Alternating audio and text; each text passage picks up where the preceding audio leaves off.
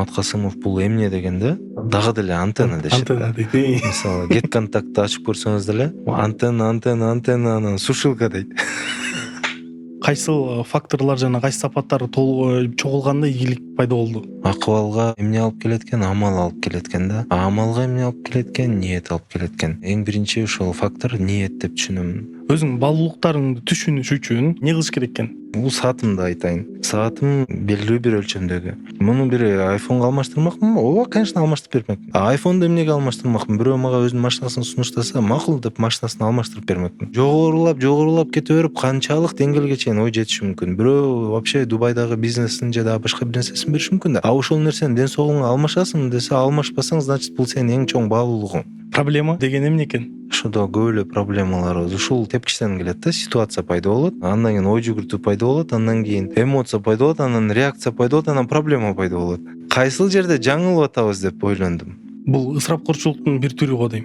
Бир үйгө коноктор келди, 10 киши отурат, мындай бир висячий эле столдордо отурат. Үйдө эч кандай буюм жок, бирок ушундай бир сонун убакыт өткөрүп атышат, баардыгы мындай бир кубанычта да. Эми менде суроо, ушул убакытта кандай мебель болгондугунун мааниси барбы жокпу?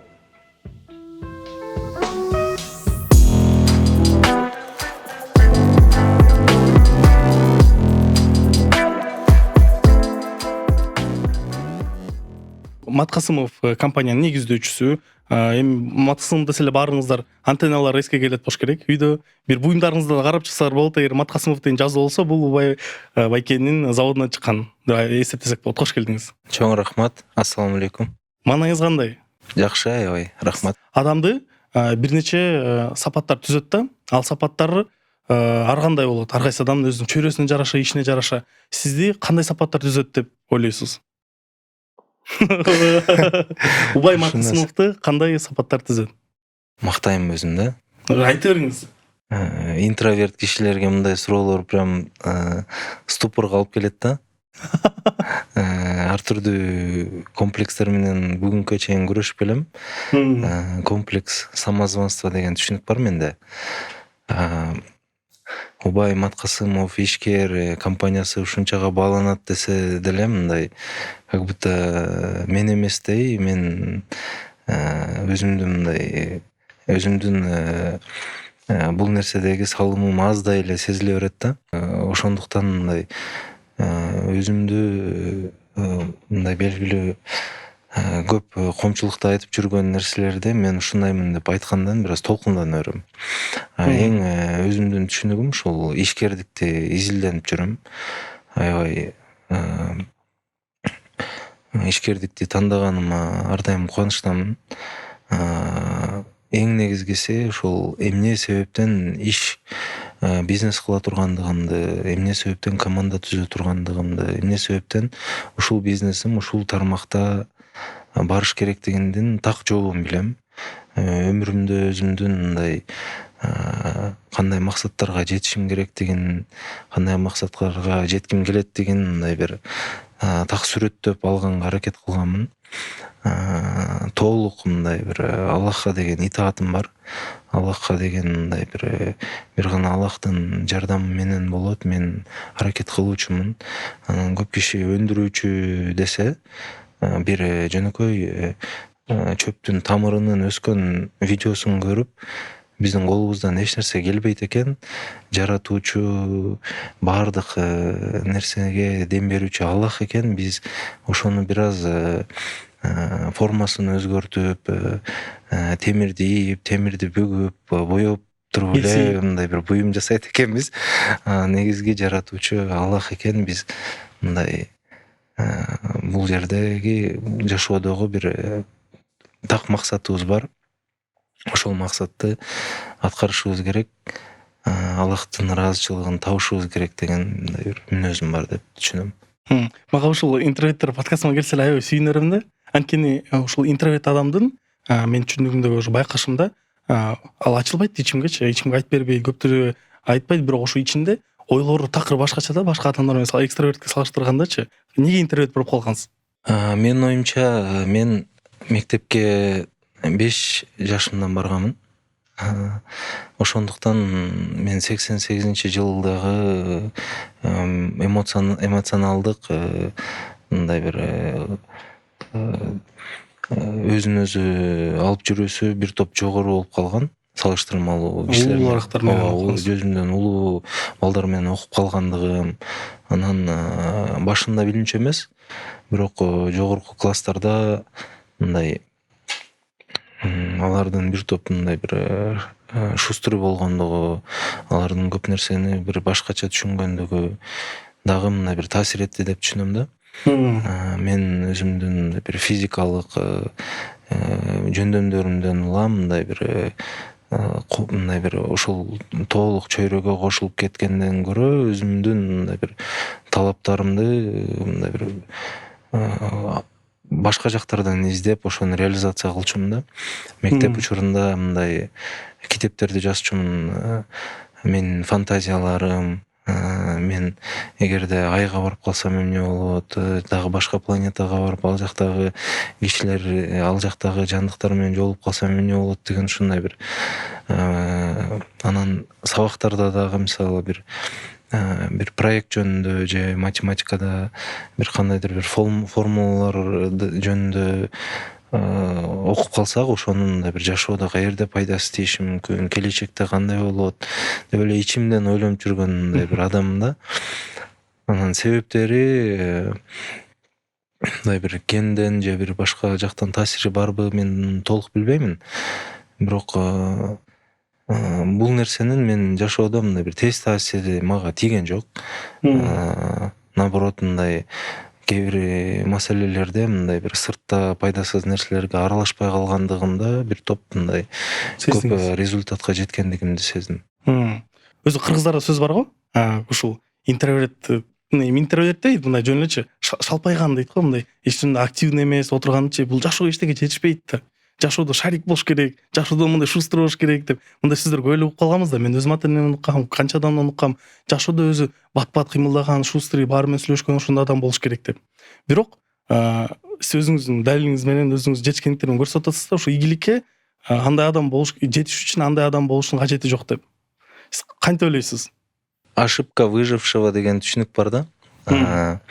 Бир адам бир кемеден кандайдыр бир кокустук менен деңизге түшүп кетиптир дагы, кеме кетип калыптыр. Анан ал күчү барынча кемеде сүзүп туруп, эми ушул жерде жан берет окшойм деп ойлонуп турса, бир эки дельфин келиптир дагы, эки колтугунан түртүп алып барып бир кургактыкка алып чыгып коюптур да. Анан ал кургактыкка чыккандан кийин китеп жазыптыр: мени ушундай эки дельфин куткарды, дельфиндер ушундай жакшы жаныбар экен, менин ийгилигимдин сыры бул эки дельфин депчи. Анан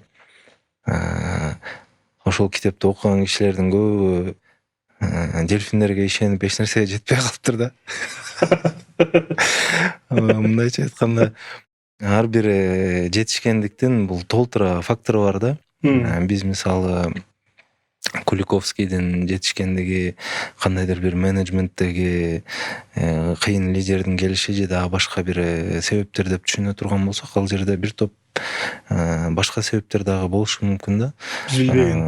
Финансылык, кандайдыр бир инвестор жактан же болбосо эң башындагы бизнестин структурасы. Анан эң негизгиси ошол ниша, ошол тармакта мындай бир өзүнүн кандай продукция сунуштагандыгы. Эми бул мисал катары, бирок интроверт болуш керек же экстраверт болуш керек деген мындай бир белгилүү бир фактор жок да. Менин түшүнүгүмдө ар түрдүү жашоодогу келген мүмкүнчүлүктөрдү пайдаланууда мындай бир темпераменттен роль жок деп түшүнөм. Сиз үчүн эгер сиздин көз карашыңыз менен караса, сиздин жашооңузда кайсыл факторлор жана кайсы сапаттар чогулганда ийгилик пайда болду? Биринчи ишеним. Бизде динибизде ушундай түшүнүк бар: ниетке жараша амал, амалга жараша акыбал депчи. Акыбал деген эми азыркы результат деген түшүнүк да. Эми тетирисинче кете турган болсок, акыбалга эмне алып келет экен? Амал алып келет экен да. Амалга эмне алып келет экен? Ниет алып келет экен. Мындан эң биринчи ошол фактор ниет деп түшүнөм. Кичинемден эле мындай изобретатель боломун, ушундай өндүрүш тармагында иштеймин, элдерге мындай бир өзгөчө бир сунуштарды бере аламын деген мындай бир каалоо тилек ниеттерим бар эле да. Анан ушул болсо ушуга жараша мүмкүнчүлүктөр көрүнүп, мүмкүнчүлүктөр ачыла баштайт экен. Бизде деле жанагы бир фит ала турган болсок, Honda Fit. Элдин баары эле Honda Fit алып алгандай бир түшүнүк болуп калат го. Кайсыл адамда мындай эмнеге байланса ошол жактан мүмкүнчүлүктөр көрүнө баштайт да. Башыңызда койгон ниетиңиз анан азыркы жетишкендигиңиз толук кандуу болдубу? Ушул башыңызда койгон ниетиңизге жеттиңизби? Шүгүр деген сөздүн мааниси менен жооп бергим келет да. Бизде шүгүр деген сөздү кантип түшүнөт? Элдер шүгүр кылсаң деген сөздү мындай тооба кылсаң, канаат кылсаң, ушуга деле мындай бир ыраазы болсоң дегендей түшүнөт да. А мен ушул араб өлкөлөрүндө жүргөндө шүкүр деген сөздүн мындай бири бирине ыраазычылык билдиргендигинин сөзү экен деп түшүндүм да. Шүкрөн, сизге рахмат депчи. Ошолдон мисалы биз кантип шүгүр кылабыз дегенди ушинтип түшүндүм. Эгерде бизде кандай мүмкүнчүлүктөр болсо, ошол аркылуу пайда жаратышыбыз, пайда жаратканга аракет кылгандыгыбыз бул шүгүр экен. Мисалы бир машинең бар, бүйрүгүң бар, шүгүр кылсаң дегендик, ошол бир машина бүйрүү менен кантип пайда жаратам, кантип үй бүлөмө пайда жаратам, кантип коомчулукка пайда жаратам, же компаниясы болсо, же дагы бир башка интеллектуалдык, эмоционалдык мындай бир мүмкүнчүлүктөр болсо, ошону кантип мындай бир коомчулуктун пайдасына жумшап, жараткандын ыраазычылыгын тапканга үмүт кылам деген түшүнүк экен деп түшүндүм да. Эгерде мен ойлогон ой максаттарыма жеттимби десем, ойлогон ой максаттарым эң аягында Аллахтын ыраазычылыгын таба турган иш кылуу деп эле түшүнөм.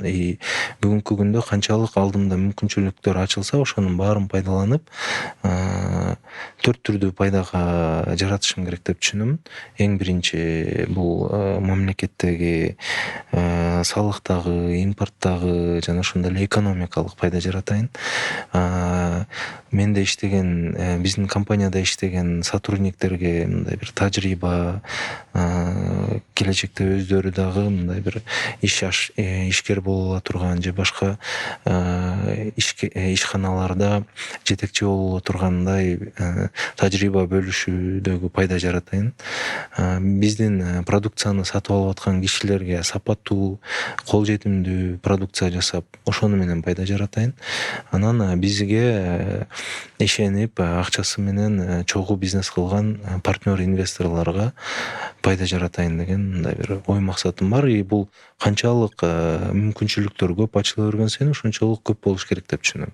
То есть элге канчалык көп пайда алып келсең, ошончолук көбүрөөк ийгиликке да жакыныраак болосуң деген. Ошончолук Аллахтын ыраазычылыгын тапканга үмүт пайда болот деген түшүнүк. Акча деген бул азыркы жашоодо мындай көбүнчө адамдар биринчи орунда турган нерсе болуп калбадыбы?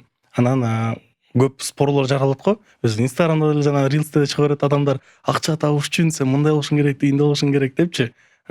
Сиздин түшүнүгүңүз боюнча акча табыш үчүн кандай болуш керек экен, анан эмне кылыш керек экен?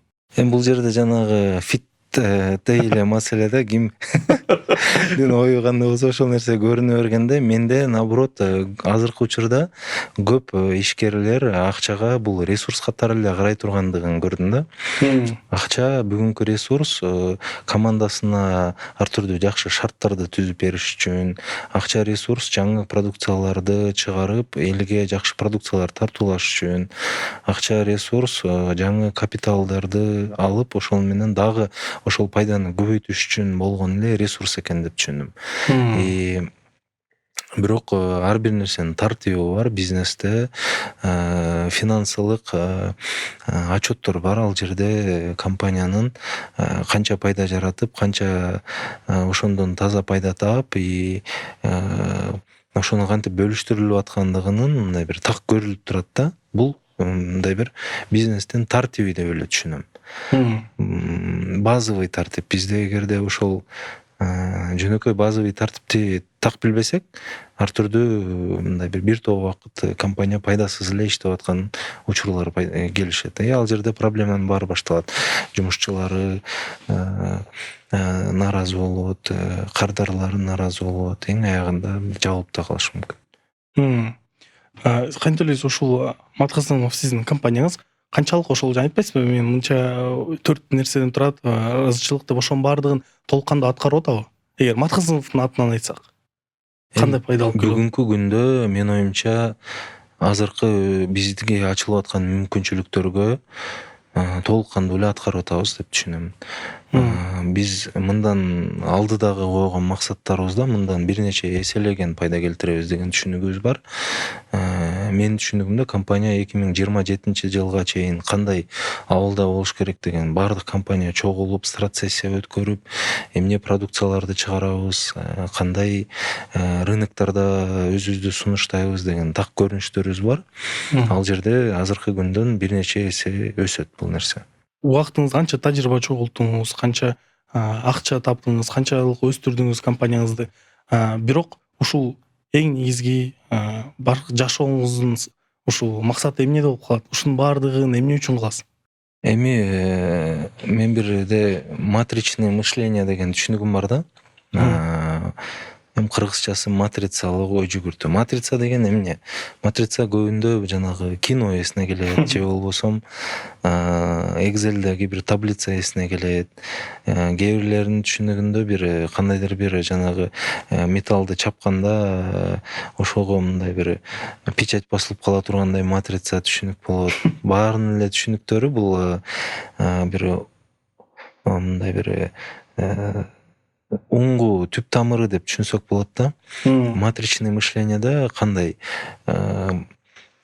Эгерде кубиктердин мисалы менен түшүндүрө турган болсом, жашоодогу бир процесс, мисалы бала тарбиясы же жумуштагы бир отделдин жумушу же машинанын бузулуп калгандыгы же ден соолукка кам көрүү деген ар бири өз өзүнчө кубиктер. Канчалык жогору караган сайын, канчалык жогорудан караган сайын ал кубиктер өзүнчө бир чоң кубиктерге айланып кете берет. Мисалы мындай түшүнүк бар да, бир кубик, анан бул жакта 3төн кубик болсо, бул 9 кубик. 9 кубикти бир коробкага салсак, бул өзүнчө бир кубик болуп калат да. Анан ушундай чоң ичинде 9 кубик бардан дагы 9 кубик кылып туруп, аны өзүнчө бир коробкага салсак, бир 81 кубик бар, 81 кубик бар, бир кубик болуп калат. Канчалык жогорудан карай берсек, ошол кубиктер чоңоюп, эң акырында бир нече эле кубиктер калат да. Бул деген мисалы жашоодо канча баалуулук бар, эң негизги баалуулук бар. Ошол баалуулуктарды канчалык жогорудан көрө алабыз. Ар бирине канча убакыт бөлө алабыз деген түшүнүк да. Канчалык жогорудан караган сайын ошончолук кубиктер азайып, мына бир эң маанилүү чоң кубиктер эле калат. Кайгында бир чоң кубик калат. Калган кубиктер ошол чоң кубиктердин эле ичинде. Канчалык ичинен караган сайын миңдеген кубик болуп, адамдын убактысы ар нерсеге жетпей баштайт да. Мындай караганда эң чоң баалуулуктар бул ден соолук, үй бүлө, жана ошондой эле бир ишкердик деп мындай бир эң негизги баалуулук, мындай билим деген сыяктуу бир чоң бөлүктөргө болсок, анын баардыгы жашоо деген эле бир кубикке биригет да, акырычы биригет. Бул жашоого мисалы биз каалообуз менен келген жокпуз да. Жашоого Аллахтын мындай бир каалоосу менен жана ошондой эле башка бир себептер менен келдик. Эми бул жашоону жашап өтүшүбүз керек, айлабыз жок. Айлабыз жок. Ошону кантип жашап өтөбүз дегендин максаты бизге бир аябай сонун дин аркылуу тартиби келди да. Максатым ошол жашоону мындай бир Аллахтын алдына барганда ыраазычылыгына үмүт боло тургандай жашап өтүү. Ар бир баалуулукка туура мамиле кылып, ден соолукка туура мамиле кылып, үй бүлөгө туура мамиле кылып, ишкердикте туура мамиле кылып, пайда жаратып, билим жактан, дин жактан туура мамиле кылып, ушул максаттар менен жакшы жашоо жашап өтүү максат. Мен бул кубиктер боюнча эме уланткым келип атат. Мен түшүнүгүм боюнча өйдөдөн ошол эле кубиктерди башкача бөлсөк болот турбайбы? Допустим, ошол эле кубик бул мүмкүнчүлүктөр деп көрөлү. Алыстан карасаң бир мүмкүнчүлүк, бир чоң кубик. Бирок канчалык жакыныраак карасаң ал жакта толтура аны ошо бир мүмкүнчүлүктөн канча толтура мүмкүнчүлүк кубиктерге бөлүнүп кетет. Ошондой эле проблема. Ошол бир чоң кубик, канчалык жакын карасаң ал кубик толтура проблемаларга бөлүнүп кете берет. Же мен туура эмес түшүндүмбү? Негизи проблема деген көз караш менде башкача. Ар бир нерсенин формуласы бардай эле түшүнүктүү, түшүнөмүн. Көп формуланы мисалы биле элекмин, бирок буга чейинки мындай бир тажрыйбамда негизги жашоомо пайдасы тиген формулаларды өзүм үчүн баса белгилеп, инструмент катары кармап алдым да. Проблеманын формуласын өзүнчө бир сүйлөшсөк болот, азыр кубиктерди сүйлөшөлү. Кубик дегенди мурунку подкастта мен мисалы бир складтын полкалары иретинде түшүндүрүп бергенмин. Бүгүн кубиктер экен. Бүгүн кубик иретинде түшүндүрөм, мүмкүн мындай дагы кененирээк ой бөлүшө алам бул мененчи. Адамдын интеллекти ушул бир убакта канча кубикти ойлоно алат деген түшүнүк болот экен да. Мен ошондой интеллектти изилдеген тааныштарым менен сүйлөшүп отуруп, интеллект деген эмне десем ушуну түшүндүрүп берди. Бир убакта адам 7 кубикти ойлоно алса, анда анын интеллекти 100дөн жогору болот депчи. Эгерде 7 кубиктен төмөн ойлонсо, значит 100дөн төмөн болот. Кээ бир адамдар 10дон ашык кубикти бир убакытта ойлоно алат депчи. Бул деген ондой маселе мындай бир параллельно турат экен да. Кээ бир учурларда мисалы кээ бир адамдар бир фокус менен иштегенди жакшы көрөт. Туура бир нерсеге эле бир кубикти алат, ошол маселени чечет, муну бүтүрүп анан экинчисин алат. Бул деген негизги баалуулуктардан улам чоңоюп кете берет да. Эң негизги кубиктер бул баалуулуктар. Адам жашоосунда эмнени эң кымбат көрөт деп. Мисалы баалуулук дегенди кантип түшүнөбүз? Бул мисалы бир кандайдыр бир буюмдун баасы биз үчүн бир белгилүү бир өлчөмдө болсо, эмне үчүн эң жогорку оюндагы акчаны же башка бир баалуулукту алмашканга даяр эле деп. Эгерде эч кайсы акчага алмашканга даяр эмес болгон бир бөлүктөр болсо, же эң жогорку өлчөмдөгү акчага алмашканга ошол нерсе эң баалуу болуп саналат дагы. Ошол топ 5 деген сыяктуу, топ 10 дегендей бир баалуулук болот. Ошол баалуулуктардын ичинде бардык нерсе. Адам бир гана өзүнүн баалуулуктарына гана убакыт коротот. Бирок көп учурда кездешип атат, мисалы баалуулуктарын түшүнбөй, баалуулуктарына пайдасы тийбегендей эле убакыт коротуу учурлар дагы аябай көп кездешет да азыр. Так, мен суроо бергим келип атат. Ушул өзүң баалуулуктарыңды түшүнүш үчүн, ушул кубиктерди изилдеш үчүн, өзүң кубиктерин түшүнүш үчүн эмне кылыш керек экен? Көбүнчө адамдар эмне үчүн түшүнбөйт баалуулуктарын? Мен бул маселени кантип ойлондум. Менде белгилүү бир убакытта бир Matrix деген комната бар болчу. Так.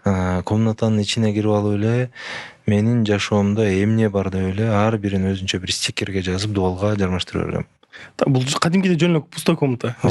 Пустой комната, атайы аны көк түскө боётконмун. Көк түс мен үчүн бир мындай билимдин түсү деп түшүнөм дагы. Ичинде аябай көп убакыт өткөрчүмүн. Мендеги эмне түшүнүктөр бар, эмне бар деп менин жашоомдогу бардык мындай бир оюмда бар нерселерди менин ал күчүм жеткенге чейин стикерге жазып дубалга жармаштыра берчүмүн. Канча стикер чыкты? 4 дубал толгон мындай. 4 дубал туулган. Ошол 4 дубалды мисалы бир күндө болгон эмес, ал бир нече айлап мен баардыгын эми инвентаризация кылып атам да өзүмдүн акыл эсимде. Анан кийин дубалдарды бөлдүм. Бул дубалга үй бүлөгө тиешелүү маселе. Бул дубалга менин бизнесиме тиешелүү маселе. Бул дубалга менин билимиме жана мындай бир диниме тиешелүү маселе.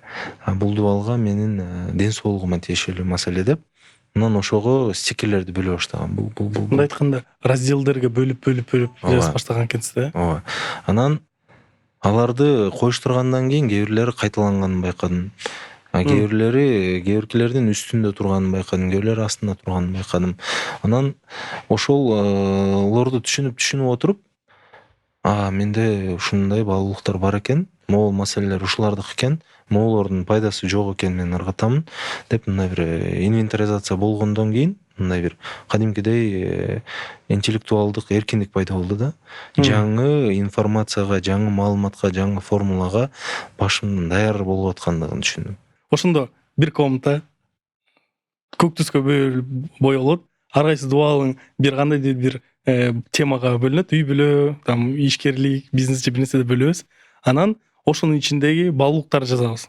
Мына үй бүлөлүк баалуулуктарга мындай нерсе деп бөлүп чыккандан кийин канча үчүн сол кайсылар өйдөраак тургандар болсо ошолор өзүң көбүрөөк баалуулук алып келет экен же кайсылар кайталангандарбы? Эми эскертип кетейин, бул менин жана дельфиндерим да. Бул башка бирөө үчүн такыр иштебеген инструмент. Же бирөө үчүн жарап калышы мүмкүн. Кээ бирлери өзүнүн уникалдуу бир инструментин табат дегендей. Баалуулукту айткандай эле, башта эле эң жөнөкөй бул саатымды айтайын. Саатым белгилүү бир өлчөмдөгү. Муну бир айфонго алмаштырмакмынбы? Ооба, конечно, алмаштырып бермекмин. Айфонду эмнеге алмаштырмакмын? Бирөө мага өзүнүн машинасын сунуштаса, макул деп машинасын алмаштырып бермекмин. Машинасын дагы бирөө мага андан дагы мен үчүн баалуураак болгон нерсе сунуштаса, мен макул деп алмаштыра бермекмин да. Жогорулап кете берип канчалык деңгээлге чейин ой жетиши мүмкүн. Бирөө вообще Дубайдагы бизнесин же дагы башка бир нерсесин бериши мүмкүн да. Ошол нерсени ден соолугуңа алмашасың десе, алмашпасаң, значит бул сенин эң чоң баалуулугуң. Ден соолугуң. Ооба. Дагы эмнеге ошондой бир чоң мен оюмдагы максималдуу деңгээлдеги баалуулукту дагы эмнеге алмашпаймын дегендик жашоодогу эң чоң баалуулуктар болуп саналат дагы. И ошол баалуулуктарга убакыт кетирбесем, калган нерселерим мен үчүн пайдасыз экен деп түшүндүм да. И ошол баалуулуктарга менде азыр кандай маалымат бар, кандай менде максаттар бар деп жана стикерлердин ичинде бүт бардык мендеги маалыматтын баары чыгып атат. И аны мындай бир инвентаризация кылып ордуна коюштургандан кийин мен түшүндүм, жашоомдо ушул эле нерсеге убактым кетиш керек экен. Могул нерселерди мен билишим керек экен, булга могул нерселерди толукташым керек экен, могул кайталанып атат, мунун жогорусунда турат деген мындай бир түшүнүктөр пайда болуп атат. Мындай айтканда өзүңдү өзүң түшүнүшүң керек, өзүңдү өзүң мындай кандай айтканда изучать этишиң керек да. Өзүңдү түшүнгөнгө аракет кылышың керек дегендей эле мааниде да, мен түшүнүгүм боюнча. Канчалык жогорудан караганга аракет кылса, ошончолук жөнөкөй эле көрүнөт экен бардык нерсе. Эң негизгиси эле жашоонун мааниси эмне деген түшүнүктө болуп атат да. Жашоонун мааниси эмне деген түшүнүк болуп атат. Жашоонун мааниси түшүнгөндөн кийин мен эмне баалуулуктарга убакыт бөлүшүм керек деген түшүнүк болуп атат. Эмнеси керек жок, эмнеси керек. Ооба. Анан кантип ошол баалуулуктарды белгилүү бир деңгээлге чейин өстүрүп, мен Аллахтын ыраазычылыгын таба алам деген түшүнүк болуп атат да. Демек, уланталы сиз жана проблеманы сүйлөшүп албагыл до конца. Проблема деген эмне экен? Проблеманын инструментин бир жакында түшүндүм. Кыргызча түшүндүрүү жаяп эле жеңил. Менде көп учурда сотрудниктер менен болгон мамилени аябай териштирем. Биз өзүбүздүн салттуулугубуздан улам, же бир үй бүлөдөгү тарбиябыздан улам, же кандайдыр бир чөйрөбүздөгү бир көрүп чоңойгон нерсебизден улам инстинктивный реакцияларыбыз бар да. Машинаны бирөө бап деп кетсе, айнекти ачып сөгүшүп кеткенге мындай неме вероятность реакция ошондой да, көп адамдачы. Собака Павлова деген бар го. мындай бир нерсе болсо сразу даярдуу, уже автоматический нерселер да ооба. булар. Анан мен Генибизде бар. изилдедим, бул реакция эмнеден улам келип чыгат депчи. Мгм. Реакция эмоциядан улам келип чыгат экен. Мгм. Значит, кандайдыр бир эмоция, ачууланып кеткендик же бир коркуп кеткендик же бир мындай бир толкунданып кеткендик бир түшүнүксүз реакцияларга алып келет экен. Мм. Реакция эмоция реакцияга алып келет, а эмоцияга эмне алып келет дегенде, бул эр адамдар менен аял кишилерде бир аз бөлөк окшойт деп түшүнүп атам. Себеби мен өзүмдү изилдегеним эмоцияга ой жүгүртүп алып келет экен. Мм. Эмне деген ой келди мага депчи. Мм. Ой келди деп. Мисалы, бирөө машинаны катуу сигнал берди.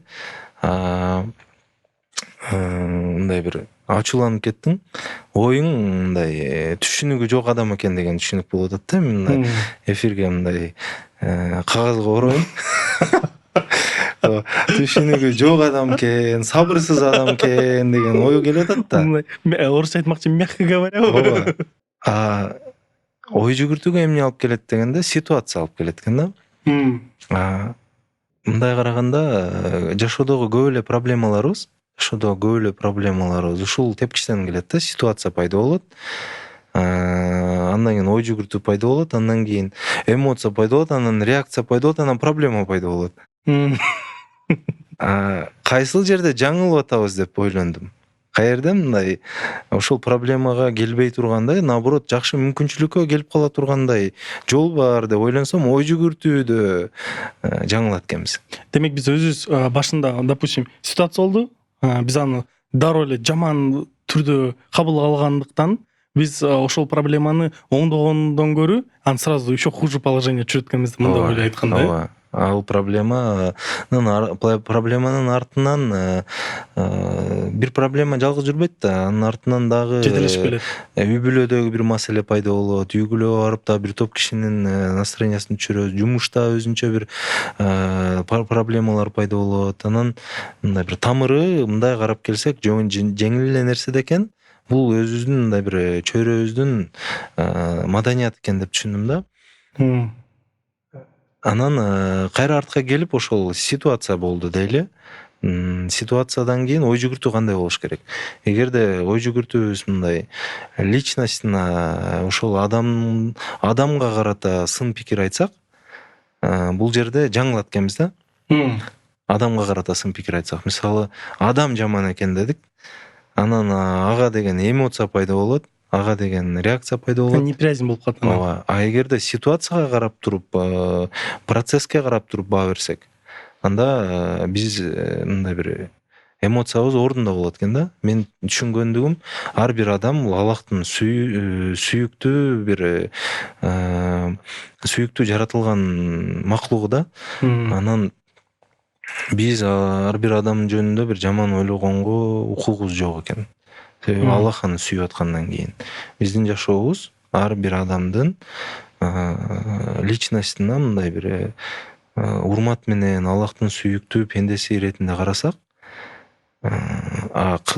кылган иштерине баа беришти үйрөнсөк, көп нерселер жеңил чечилет экен. Мисалы, ошол эле кайра жолдогу ситуацияны ала турган болсок, мындай бир резко сигнал берип койгон кишинин ситуациясын карашыбыз керек экен. Сүйлөгөндө дагы сразу эле жанагынтип сүйлөп алабыз да, башың иштеби дейбиз да, сразу элечи. Сабыр кылбайсыңбы депчи. Балким ал больницага шашып бараткан, Же ошондой, же жөн эле мындай бир немеси вспыльчивый адам да. Анан мындай мен бир аз чочуп кеттим, же болбосо ушундай бир реакцияга мындай мен да шашып аттым эле, телефон карап калыпмын деген процесске карата бир ой жүгүртүү болсо, анда эмоция дагы келбейт. Эмоция дагы туура болот. А эмоция туура болгондо реакция туура болот. Реакция туура болгондо биз убакыт экономить этебиз. Негизги баалуулуктарыбыздан адашпай ошолорго убакыт жумшаганга мүмкүнчүлүк алабыз. Эгер сиз ушул жеке жашооңуз жөнүндө ойлосо, сиз уже баалуулуктарыңызды баарын териштирип чыкпадым дедиңиз го. Башка кандай ошо үй бүлөдө ар кайсы чөйрөдөн кайсы баалуулуктар башка болуп чыкты сизде? Эми бул жерде мен айткандардан мындай бир приоритеттештирбедим. Менин оюмча ошол 1 кубиктин ичинде 9 кубик болгондой эле бир 9ду приоритетно равноценный катары көрсө болот. IQ дебедикпи? Канчалык көп кубик сыр дароо ойлонуп алса, ошондон канча кубик ойлонот экенсиз? Негизинде мен мисалы үй бүлө дегенде бул жерде тууган, тааныш, дос, мындай бир нетворк деген түшүнүк дагы бар да.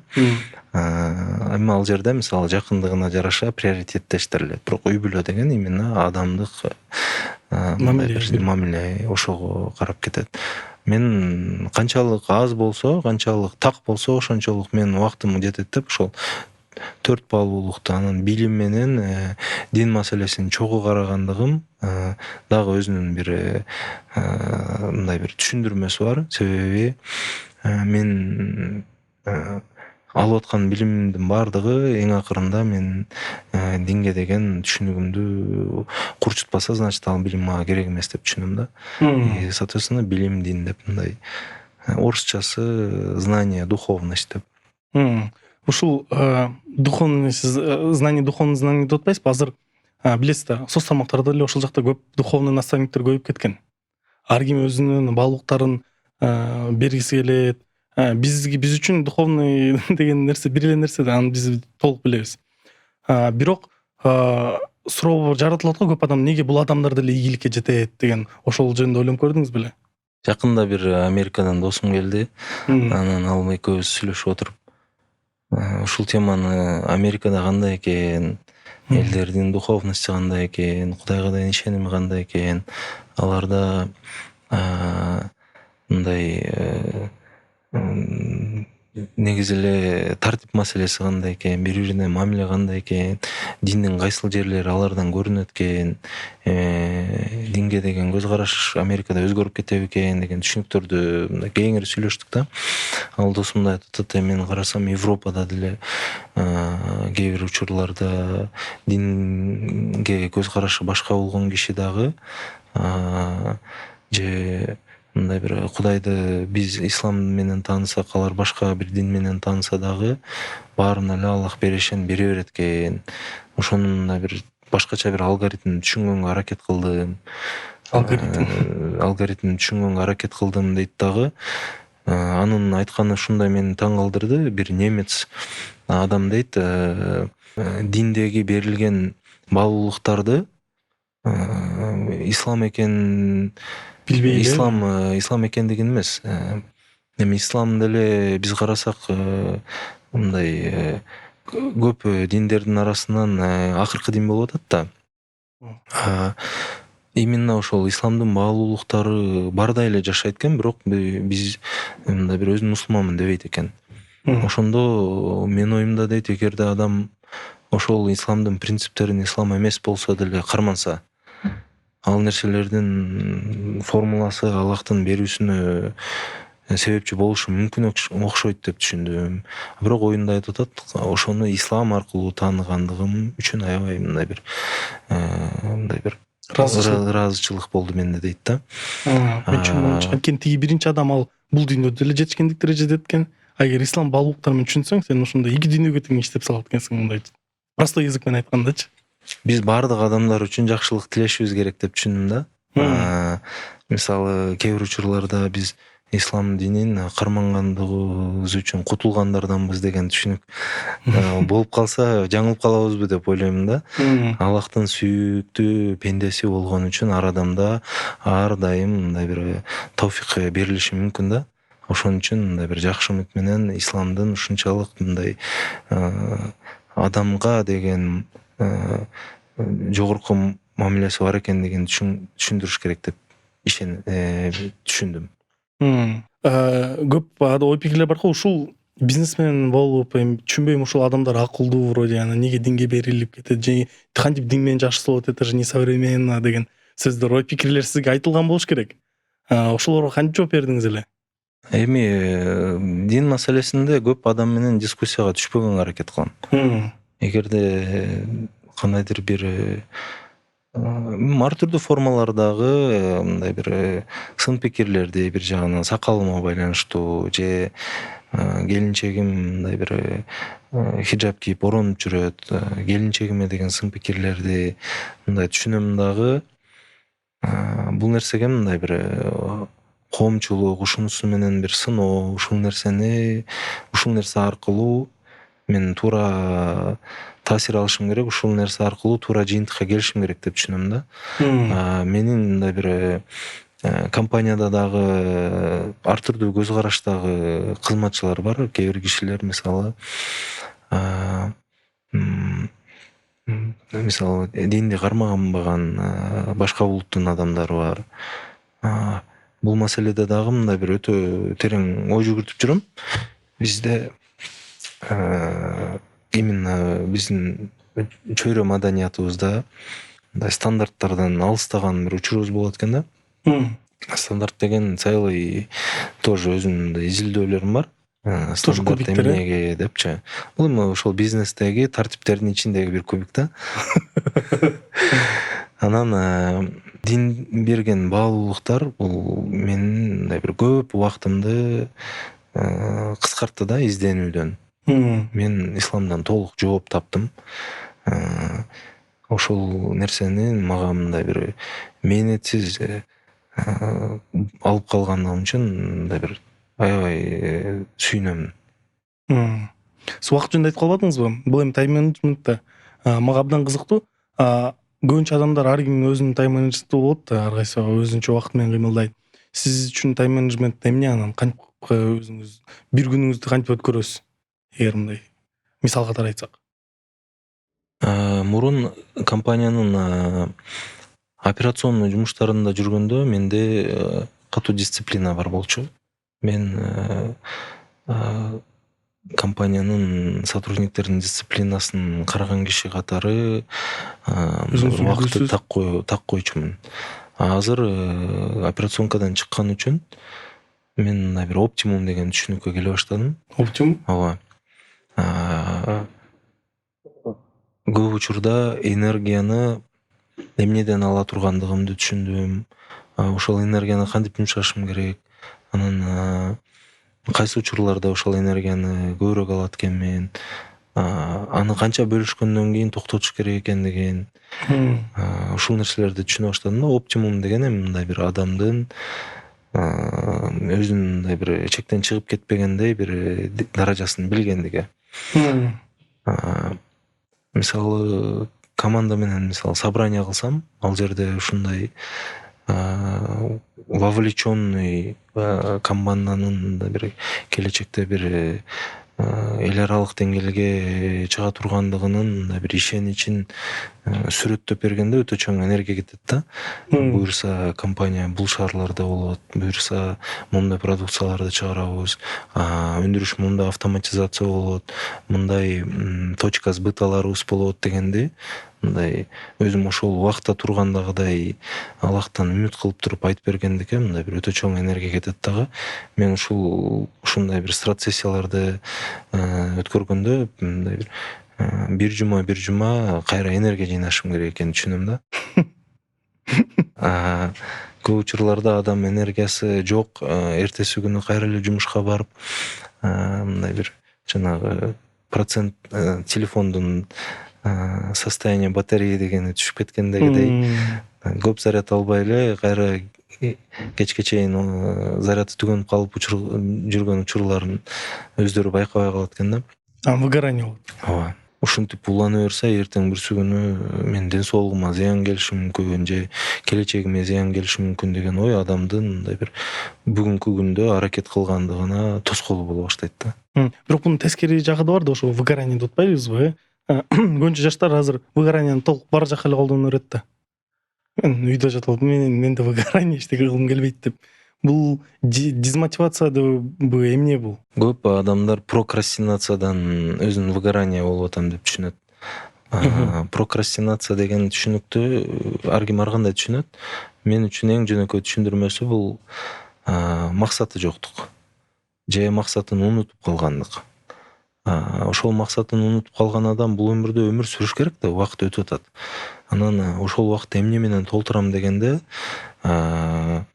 бир нерсе менен толтуруш керек, же маалымат алып толтуруш керек, же бир оюн ойноп толтуруш керек, же дагы бир өзүнө жаккан бир кандайдыр бир аракетти кылып өткөрөт да. Анан эгерде ошол нерсеси өзүнүн ичиндеги оюндагы бир максатка жеткирбей атканын түшүнсө, выгорание боло берет. Вроде күн өтүп атат, вроде аракет кылып атат, кыймылдап атат, максатка канчалык жеттим деген түшүнүгү пайда боло берет да. Ушул өзүң жакшы көргөн кесибиңди, өзүң жакшы көргөн, өзүңө жаккан жашооңду ушул эмнени каяктан издесе болот, каяктан тапса болот? Япондордун философиясында бир тааныша баштаганымда бир таң калыштуу нерселерди байкадым да. Япондор цивилизация жактан карай турган болсок, бир топ жылга технология жактан, мындай изилденүү жактан алдыга чыккандыгын көрдүм да. Мисалы, биздин динде фундаментально бардык нерсени кемтиксиз туура берген да. Бирок бизде ошол дин түшүнүктөрүн азыркы заманга ылайыктуу тафсир чечмелеген мындай бир булактардын аздыгынан бизге көбүрөөк ар түрдүү цивилизациядан изилденген мындай бир тажрыйбаларды мындай бир жакшы сиңдирип атабыз да. Бирок менин түшүнүгүмдө бул биздин динге каршы келбейт. Бирок наоборот, эгерде ошонун диндин максаттуулугу менен чогуу үйрөнө алсак, бул наоборот аябай чоң мындай бир түшүнүккө адам ээ болот деп түшүнүп атам. Элестетиңиз, ниетке жараша амал, амалга жараша акыбал дегенден эле ниет кылыш үчүн эмне кылыш керек деген чыгыштын, батыштын канча китептер жазылган. Мисалы, подсознание может все, секрет деген нерселердин баардыгы кантип адам ниет кылыш керек дегенден эле мындай бир чечмелери болуп атат да. Биз аны мындай бир бизге чуждый бир өөн нерсе катары эмес, бул ошол бул Аллахтын бул дүйнөдө жараткан формулаларын чечмеси, мындай бир расшифровкасы деп түшүнсөк жакшы болот. Мындай Бул айтканда, менин жеке оюм. Ооба. түшүнүгү бар адам жашаш оңойраак да. Ооба. Түшүнүгү жок адамга бул ёжик туман деп коет го. Жүрөсүң каяка барып атканын билбейсиң. Ошол жана сурооңузга менин түшүнүгүмдө мындай япондордун өзүң ишкер болосуңбу же бир жерде бир кесиптин ээси болосуңбу же бир жетекчи болосуңбу, өзүңүн кылган ишиңдин эң мындай бир алдыңкы көрсөткүчү болушуң керек деген түшүнүк бар экен да. Ушул нерсе даже мисалы мал баккан киши малды, буканы ушундай багат, жана этин мраморный кылып берген япондордон чыгып атат да. Мисалы, клубника баккандар ушундай бир клубникага мындай бир берилип өстүргөндүгү үчүн клубникасын аукцион менен, самолеттор менен дүйнө жүзүнө сатып алып потреблять этишет да, колдонушат. Жана ошондой эле башка дагы промышленный өндүрүш тармагында, башка тармактарда мындай бир же менеджментте мисалы бир жердин жетекчиси болсо, ошол жердин мындай бир толук жоопкерчилигин алып, менин оюмча ушул философия бизге мындай бир эң мындай бир керек философия деп түшүнөм. Себеби бизде баары эле ишкер болгусу келет. Бирок ишкердикте дагы ар түрдүү факторлор керек болот. Кээ бир адамдардын жөндөмдөрү ишкердикке эмес, бир кандайдыр бир кесипти мисалы туу чокусуна жеткиргенге жакшыраак болот. Бизде мурун элдин баары эле юрист, элдин баары эле медик, анан элдин баары эле депутат, политик болгонго мындай бир 3-4 эле жол бар болчу да. Мындай бир могул кесиптин ушундай бир туу чокусуна жеткен деген үлгүлөрдүн жок болгондугу ушул бир ошондой жагдайга жеткирген. ар адам мисалы ишкер болот, ишкердиктен менден мисалы чыгып 6 айдын ичинде ишкердик меники эмес экен деп өзүнүн инженердик жактан изилдөөсүн улантып кеткен сотрудниктер бар. Ишкердиктен мындай бир чакырып аткан жокмун, ишкер болуш керек жок деп. Бирок адам өзүнүн мындай бир канчалык дискомфортко, канчалык бир өзүнө ыңгайлуу бир багытта кыймылдагысы керектигин заранее аныктаса, менин оюмча бир убакытын эконом кылат деп түшүндүм да. Биз ушул көп теманы сүйлөшүп кеттик. Эмеге жарашыктуу ушу жашоо жөнүндө, анан ушул жашоо жөнүндө, билим жөнүндө. Бирок сизде бир факт бар. Сиздин биографияңызда жогорку билимиңиз жок. Анан сизге беришим керек ушул суроону. Ийгиликке жетүү үчүн жогорку билим керек бекен же кереги жок бекен? Мен муну тамашалашып башкача жооп берем да. Менде жогорку билим бар. Барахолка деген университеттин, бул Казакстандагы аябай чоң базар да. Ошол базарда иштеп, мындай университетте окуй турган учурда ошол базарда иштеп калгандыгым үчүн мындай мен үчүн практикалык билимдин булагы болуп калды.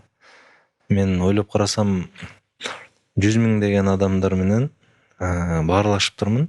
Алардын мындай эмне потребности бар, эмне талабы бар, алар менен кантип коммуникация түзсө болот деген мындай бир өтө чоң практикалык маркетинг университетин бүтүрүптүрмүн да.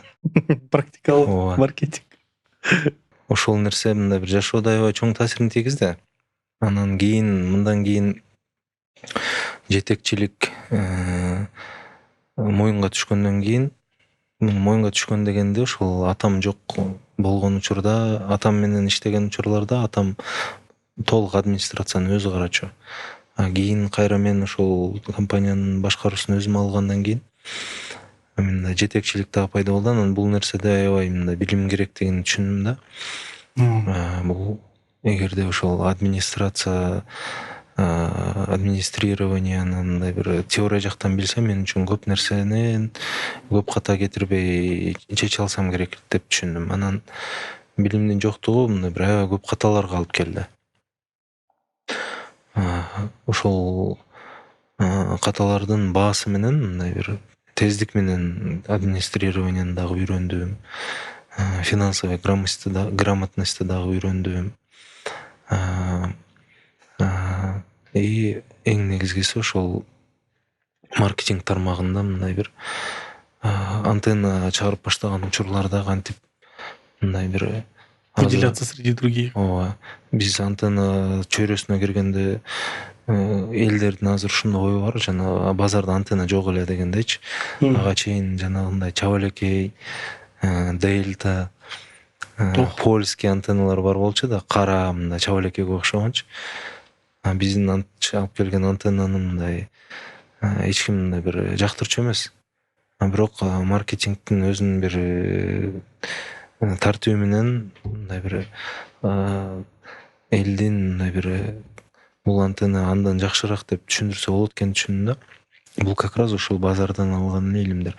Мага көп учурда воскресенье, жекшемби күндөрү базарга барам.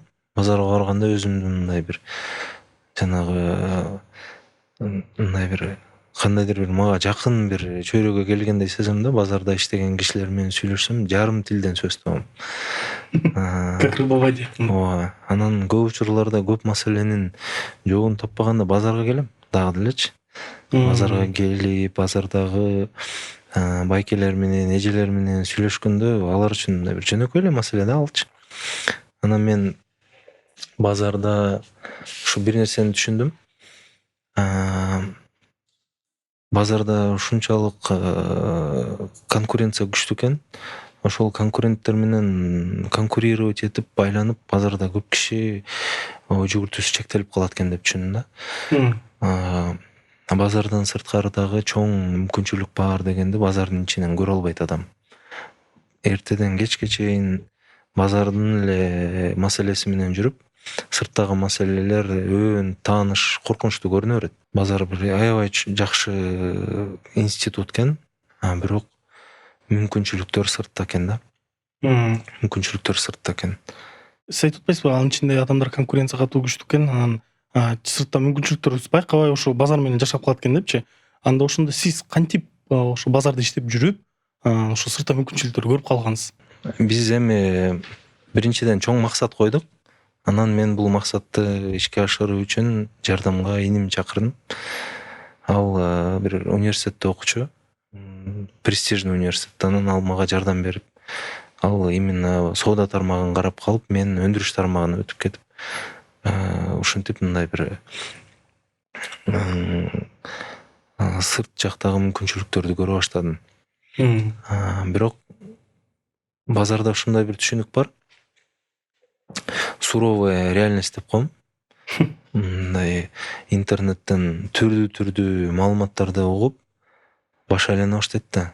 Мындай эмне багытта кетиш керек, эмне кылыш керек депчи. Базарга барганда жарым эле саатта чечилет ошол маселе. Бир 4-5 киши менен эле сүйлөшсө, алар бүт баарын билет да, мындай потребность, элдин мындай потребности кандай экендигин, эмне продукция чыгарыш керек экендигин, кайсыл жерин кандай кылып өзгөртүш керек экендигин, каяктарга реклама кылыш керек экендигин Толук түшүнүп калган. ооба. Анан ал нерсе мындай бир таң калыштуу и дагы деле ошол базар билим берип келатат деп айтсам болот да. Канча адамды жаратып атат деп. Ооба. Биз мисалы ЕБРРден 150 000 евро грант алганбыз. Билимге деп. Бул дүйнө жүзүнөн каалаган кишибизди чакырып келе алабыз. Алар бизди окутуп, үйрөтүп, акчасын ЕБРР төлөйт. Европейский банк развития реконструкция. Биз ал жерде Blue Ribbon деген мындай бир мүчөбүз. Биздин 2020-жылы кылган мындай бир коомдогу иштерибиз үчүн, анан да бир ишкерлердин арасында өзгөчөлөнгөндүгүбүз үчүн бизде ошондой бир өзгөчө бир статус берип, бизге ошондой бир чоң өлчөмдөгү грант акча бөлүп беришкен.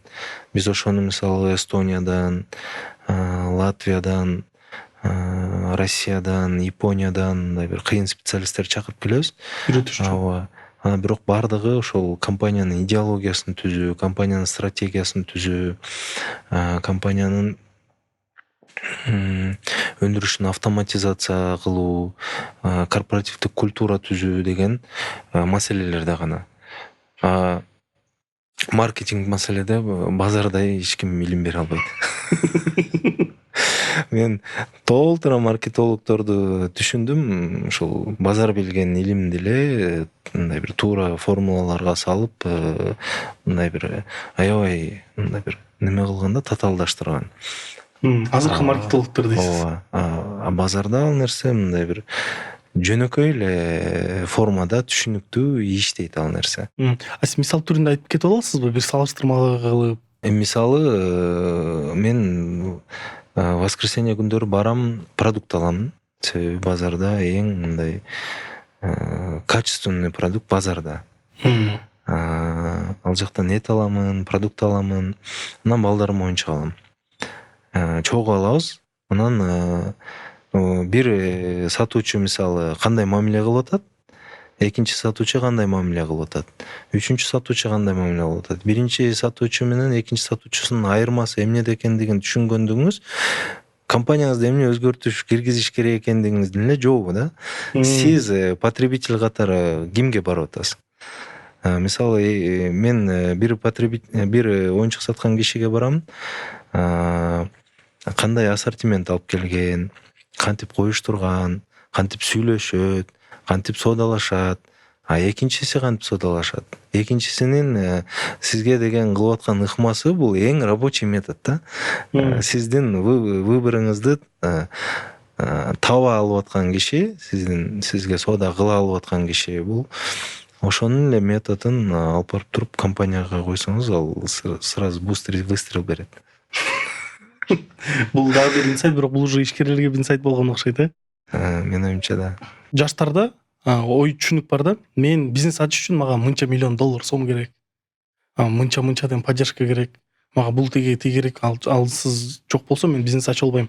Бизнеске ийгиликтүү жеткен адамдар булар. Там ата энеси жардам берген, бул жардам берген деп көп ойлор, оправданиялар айтылат да.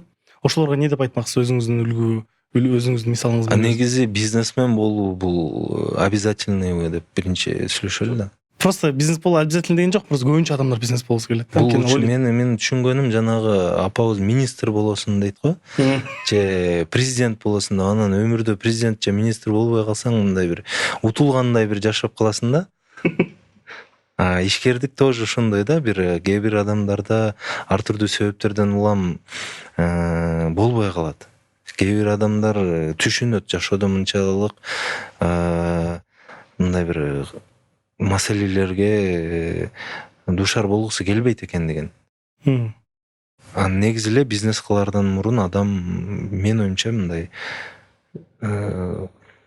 тынымсыз өнүгүү, тынымсыз маселелерге туруштук берүү, тынымсыз мындай Аллахтан мындай бир коркуу сезимдерин жеңип, ошол нерсеге жетем, ар түрдүү сыноолордон өтүп дегенде мындай бир постоянный ошол ишеничин бекемдеп туруу деген түшүнүк да. Кээ бир адамдар үчүн бул жашоодо көтөрө алгысыз ыңгайсыздык, менин оюмча.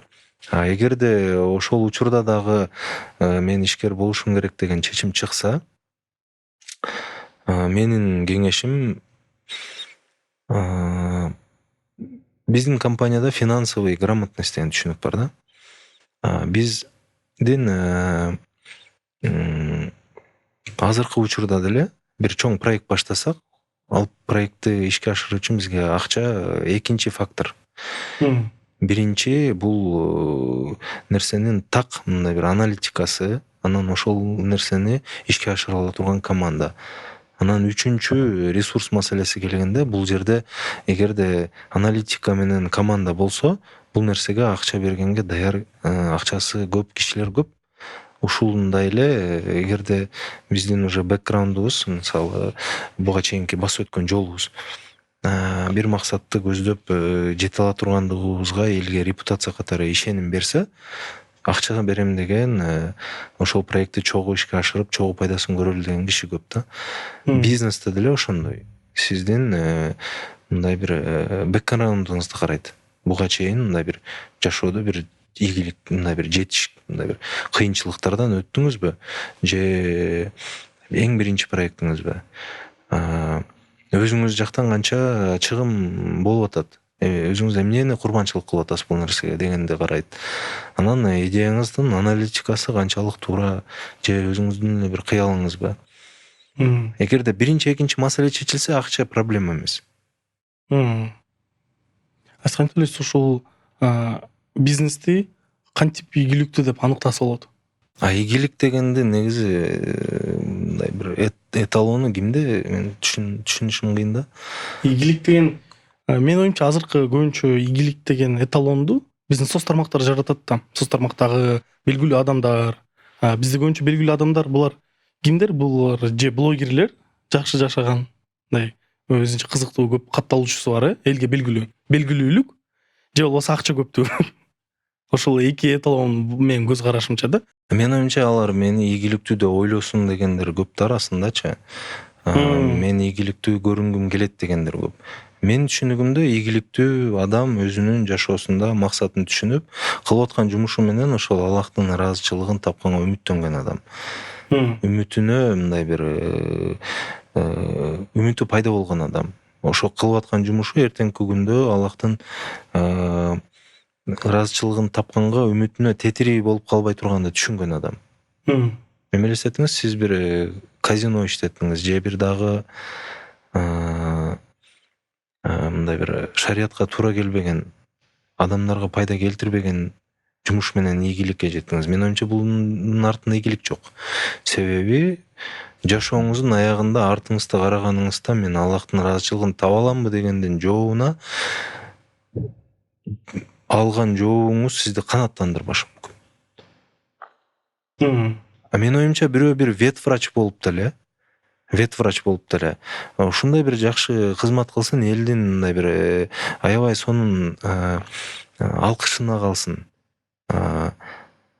өзүнүн жумушунда көптөгөн адамга пайда келтирсин, жашоосу ошол багытта өтсүн. Менин үчүн эң ийгиликтүү адам ушул. Же бир жерде жөнөкөй эле бир мындай бир водитель болсун, толтура адамдарга пайдасы тийсин деген ийгиликтүү адам ушул. Ийгиликтин эгерде эталонун так түшүнсөк, жооп бериш жеңил болот да. Эми мисалы ар кимдин акча деген түшүнүгү ар кандай.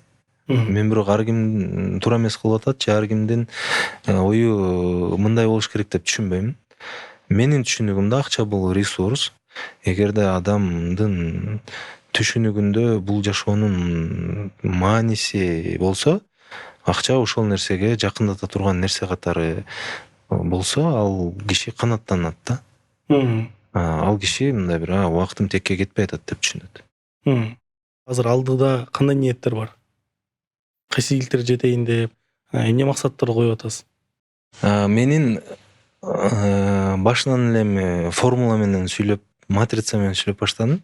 Ушинтип түшүндүргөн мага жеңил болот. Эң башында бардык эле компанияда биринчи идеология деген түшүнүк болот.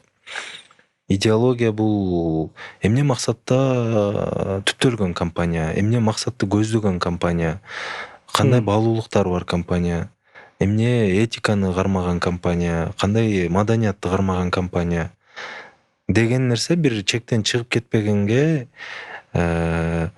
мүмкүнчүлүк бере турган жазылган мындай бир стратегиялык документ. Мындан кийин бизнес план болот. Бизнес план бул 5 жылга коюлат, 10 жылга коюлат, ар кимдики ар кандай. Ошол биринчи айтылган идеологиянын чегинен чыкпаган, идеологиянын максатын көздөгөн бизнес план. Бизнес пландан кийин жылдык пландар башталат. Жылдык пландан кийин айлык пландар башталат. Айлык план ошол компанияда иштеген ар бир кызматты ээлеген жетекчилерге бөлүнөт. Ар бир жетекчи өзүнүн отделинде ошол айлык пландын бир бөлүгүн аткарууга болгон динамикасы көрүнүп турат. Кубиктер ошол. Анан эгерде ошол ар бир отдел өзүнө коюлган задачаларды так аткарса, айлык план аткарылат, айлык план аткарса, жылдык план аткарылат, жылдык план аткарылса, бизнес план ишке аша баштайт, бизнес план ишке аша баштаса, компания идеологиясын аткарып аткан болот. Ошондой эле компаниянын идеологиясы эмне деп сурасак, эми мисалы, бул жактары менин оюмча түшүнүктүү да. Кантип жетелеп аткандыгын идеологиядан тарап атат. Идеология эмне десек, компаниянын мындай бир менин мындай бир басып өткөн жолума байланышы бар нерсе. Мен ушундай бир ойлорго келдим, бул компаниянын негизги максаты эмнеде, кантип бул мага Аллахтын ыраазычылыгын тапканга мүмкүнчүлүк берет дегенге, жана айткандай, бул 4 түрдүү пайда келтириш керек экен. Эң негизгиси сатып алуучуларына кол жетимдүү, арзан, сапаттуу жана жөнөкөй формада болгон продукцияларды сунуштап пайда келтирет экен. Минимализм. Себеби мен базарда иштеп жүрүп түшүндүм да, ар түрдүү Кытайдын жана башка жактан келген сапатсыз буюмдар бар.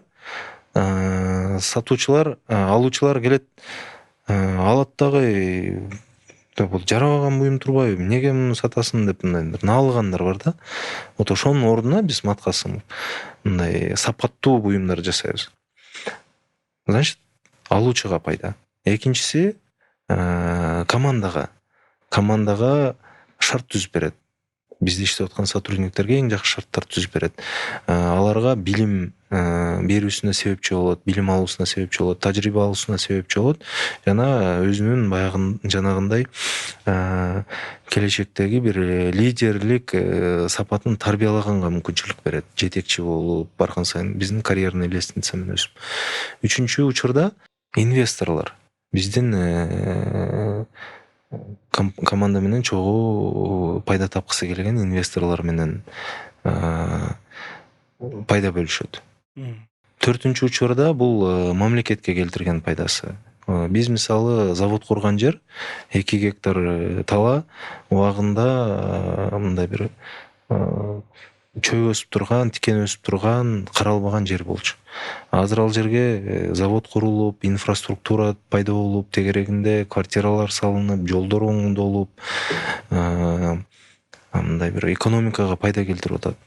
Импорт жактан мисалы биз алек болгон продукциянын импорту 50% чейин төмөндөйт. Антенна менен дагы жана башка үй тиричилик буюмдары менен дагы бул нерсе байкалат да. Бул компаниянын идеологиясындагы негизги баалуулуктары. Анан кантип менин мисалы басып өткөн жолума байланышы бар. Мен кичинемде ушундай бир коомдогу бир көрүнүштү байкаганмын. Адамдар үй тиричилик буюмдарына мындай мамилеси жөнөкөй эле бир үй тиричилик буюму бир макулук катары мамиле эмес экен да. Бул жерде бир скрытый смысл бар экен. Ушул үй тиричилик буюмдары аркылуу өзүнүн мындай деңгээлин көрсөтүү деген. Мындай мактануу. Ооба. Мисалы үйгө келген конокторго буларда дагы сонун буюмдар бар турбайбы дегенге мындай бир себепчи катары себепчи буюм катары көрүнүп калган да. Бул адамдын жашоосунун бир топ бөлүгүн мындай пайдасыз эле кетирип коет деп түшүнө баштадым. Менин жашоомдо ошондой болду да. Мен дагы ушул нерсени көрүп чоңоюп, мен дагы үйүмө ошондой бир кымбат маалуу мебель толтурушум керек. Бир шкафтын өзү эле бир $4000 атайы жасаткан шкафтарыбыз бар эле илгери. Ошондо бир мындай түшүндүм. Жашоодо бир минимализм болуш керек экен. Адам бул жашоодо максаты болгондон кийин негизги баалуулуктарын аныктап, үй тиричилик буюмдарына жөнөкөй эле үй тиричилик буюмдары катары эле мамиле кылып жашаса эркиндик болот экен деп түшүндүм да. Биздин компания ошондой буюмдарды жасаганга аракет кылат. Ар бир продукция 4 түрдүү критерийге жооп берет. Эң биринчиси бул кол жетимдүү, сапаттуу, жөнөкөй формада, бул боюнча да кеңири айтып кетем, и функционалдуу. Бул өзүнүн функциясын аткарат. Биз мебелге көп учурда даже мисалы машина сатып алганда функциядан чыкпайбыз да. Биз мисалы үйгө барып келишибиз керек, кээде тоого барышыбыз керек, кээде мисалы балдарды садикке алып барышыбыз керек деген функцияны биринчи очередте койбойбуз да. Так, машина алсам, досторумдун көзүндө кандай болот бул? Там кыздардын көзүндө кандай болот? Там дагы башка түрдүү мындай бир башка эле бир критикалар менен ойлонобуз да. Машина мен үчүн бул функция. Ушул функцияны аткара турган мага машина керек деп ойлонбойбуз. Мебель дагы ошондой да. Мебель дагы ошондой. Так, муну алсак, үйгө келген кишилер буларды ушундай деп түшүнөт деп. Эми кээ бир учурларды байкайбыз да. Мен кичинемде өмүрүмдө бир жолу эле чай ичкен сонун кружкалар бар эле. Ал кружкаларды мисалы жеке өзүбүз колдонуу үчүн эмес, менин оюмча ошол мындай бир статусубузду бекитиш үчүн алганбыз да. Мисалы только сыйлуу коноктор келгенде гана салына турган чоң бир килемдер бар болчу. Өзү кыргыздарда деле өз бардык эле нерсе ушундай го дейм. Постоянно тамак дагы ошондой. Сыйлуу конок келсе эң баалуу тамактарды алып чыгабыз. Эми бул биздин жанагындай артыкчылыгыбыз, бир конок пейилдигибиз. Бирок мен түшүнүп атам, бул менин учурумда бул жашоодогу бир максаттуулукка жол ачпайт экен деген.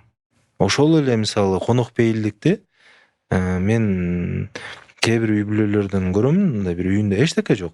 Бир өзүндөрине ыңгайлуу эле буюмдар бар. Бирок ушундай бир көңүл менен мамиле кылгандыгы үчүн сен ал жерде мындай бир сыйлуу конок экендигиңди түшүнөт экенсиң да. Мен бир мындай бир эпизод айтайын. Элестетиң. Бир үйдө аялы менен ушунун күйөөсү отурат, ушундай бир столдо отурат.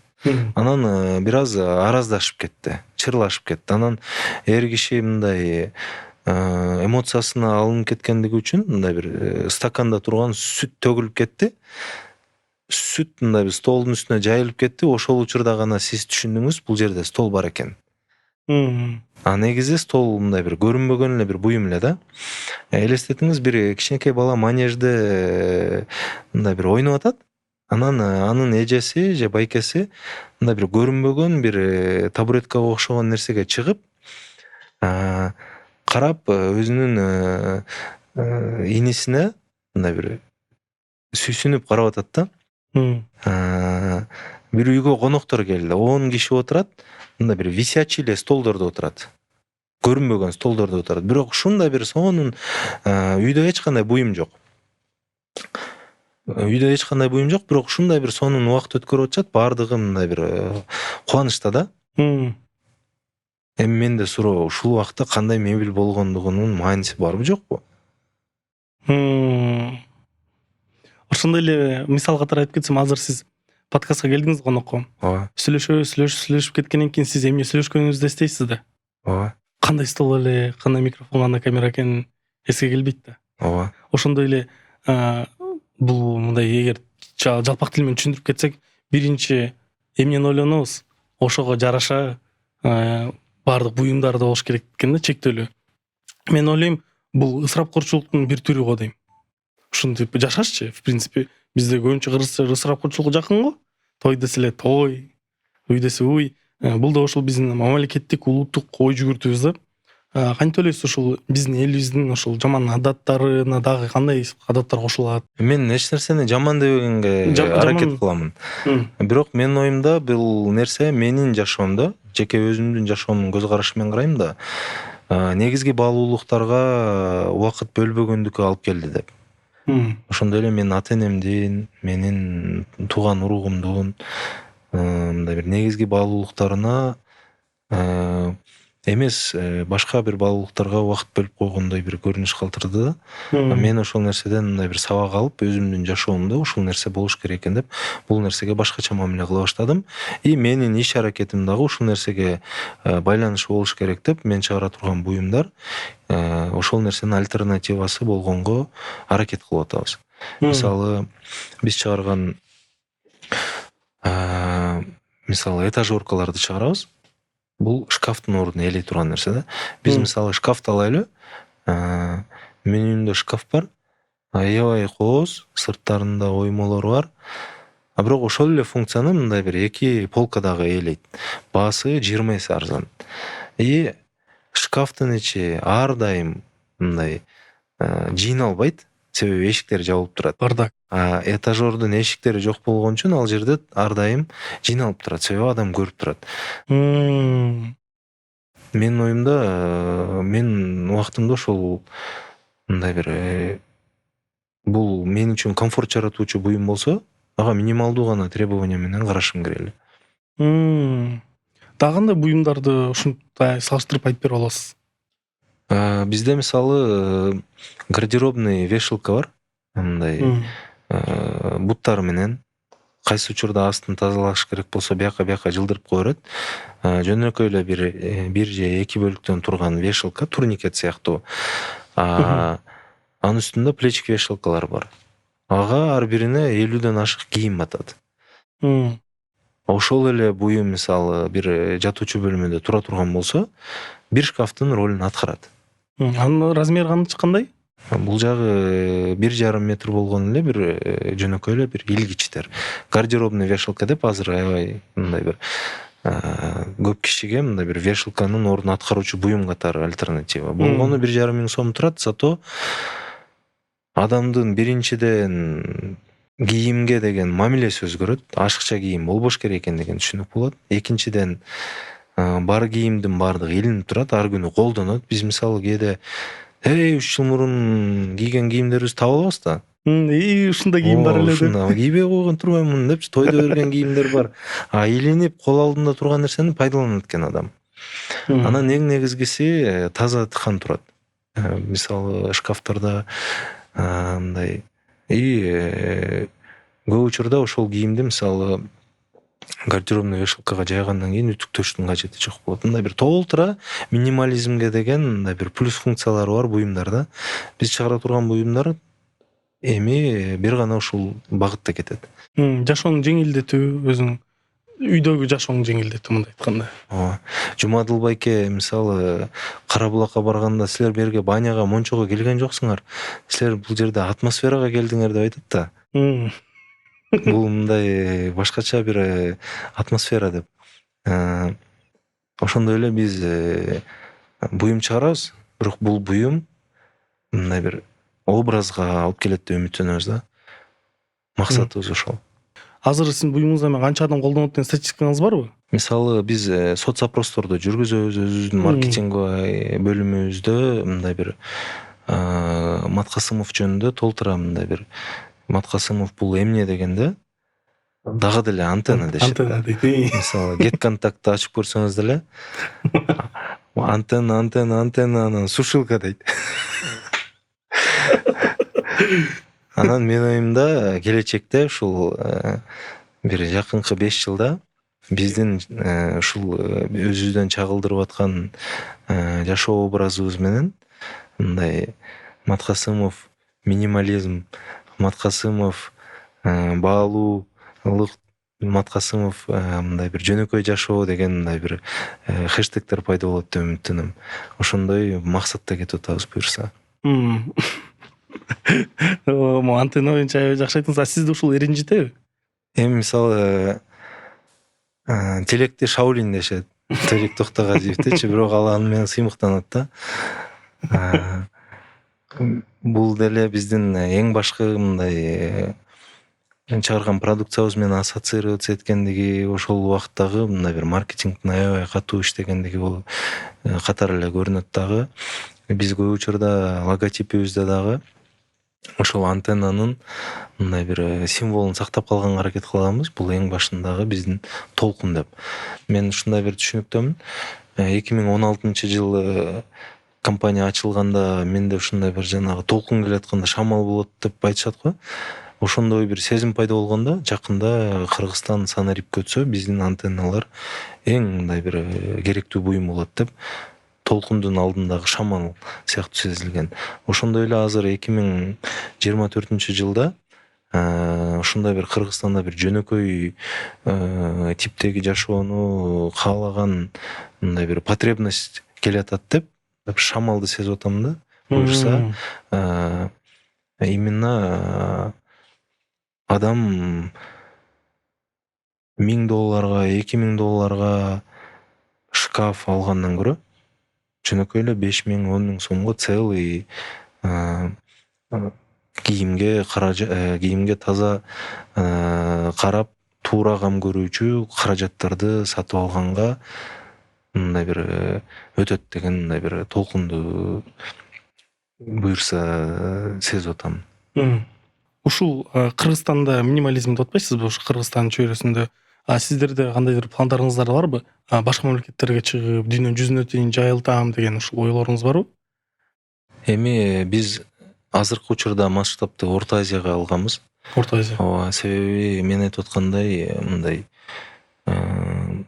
салттуулуктагы жанагы баалуу буюмдарды баалуулук катары көргөндүк бул Орто Азияда кеңири жайылган да.